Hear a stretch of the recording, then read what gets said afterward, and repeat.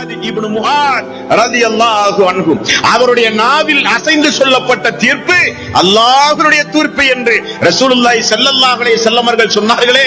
அந்த சஅத் ரலியல்லாஹு அன்ஹு அவர்களுக்கு ஜனாசாவில் பங்கெடுக்க 70,000 மலக்குமார்கள் வானத்திலே இருந்து கீழே இறங்குகிறார்கள்.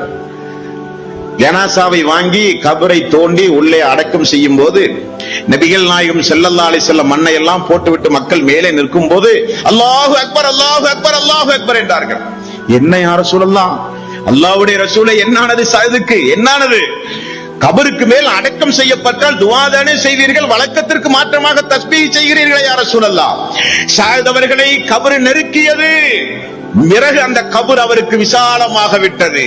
ஆகவே சுப்ஹானல்லாஹ், அல்ஹம்துலில்லாஹ், அல்லாஹ்வுக்கே எல்லா புகழும் என்றேன். கபர் நெருக்கத்திலிருந்து விடுபட்டவர் எனது சஅத் ரலியல்லாஹு அன்ஹு. சஅத் இப்னு முஆத், கபருடைய நெருக்கம் ஒரு மனிதனுக்கு இல்லை என்று இருக்குமேயானால் அது இந்த சஅத் இப்னு முஆதுக்கு தான் என்றார்கள் ரசூலுல்லாஹி ஸல்லல்லாஹு அலைஹி வஸல்லம். அவரையே கபர் நெருக்கி இருக்க. மண்ணின் இயல்பு, பூமியின் இயல்பு, யாரை அடக்கினாலும் முதலில் ஒரு நெருக்கம்.